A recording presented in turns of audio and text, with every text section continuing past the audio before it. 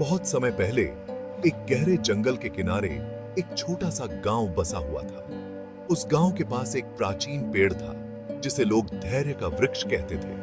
माना जाता था कि जो भी इस पेड़ के नीचे बैठता उसकी आत्मा को शांति और धैर्य की प्राप्ति होती थी।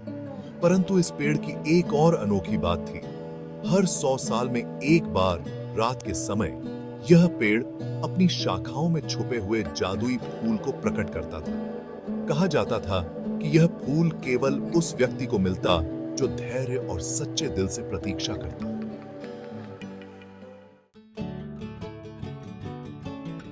गांव में एक लड़की थी जिसका नाम निरुपमा था।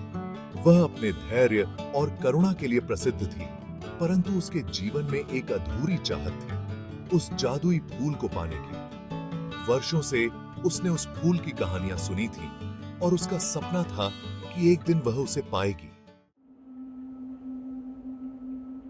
एक दिन जब गांव के बड़े बुजुर्गों ने बताया कि वह रात जल्द आने वाली है जब धैर्य का फूल प्रकट होगा, निरुपमा ने तय किया कि वह उस रात पेड़ के नीचे बैठेगी और इंतजार करेगी। वह जानती थी कि फूल को प्राप्त करने के लिए सिर्फ इंतजार करना ही काफी नहीं है।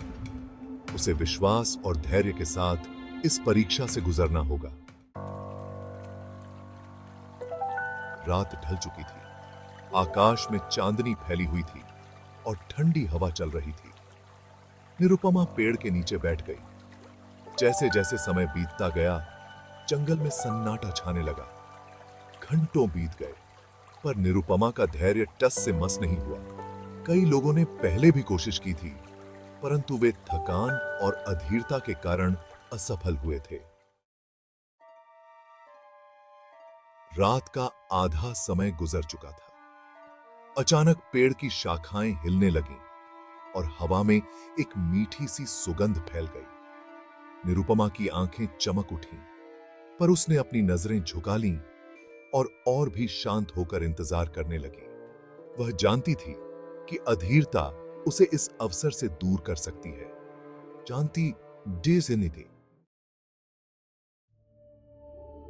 तभी एक हल्की सी चमक पेड़ की शाखाओं से निकलकर नीचे आई और निरुपमा के पास आकर रुक गई। यह वही जादुई फूल था जिसकी पंखुड़ियों पर सुनहरी चमक बिखरी हुई थी। फूल ने जैसे ही उसकी हथेलियों को छुआ, एक गहरी शांति और आनंद उसकी आत्मा में फैल गया।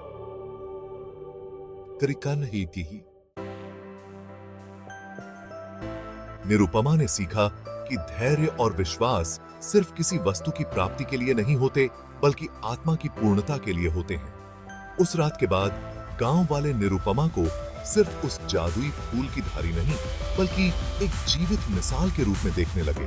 धैर्य की असली परिभाषा। और वह जादुई फूल, उसने निरुपमा को सिखाया कि सुंदरता और आकर्षण सिर्फ बाहरी चीजों में नहीं, बल्कि भीतर के धैर्य और विश्वास में निहित होते हैं।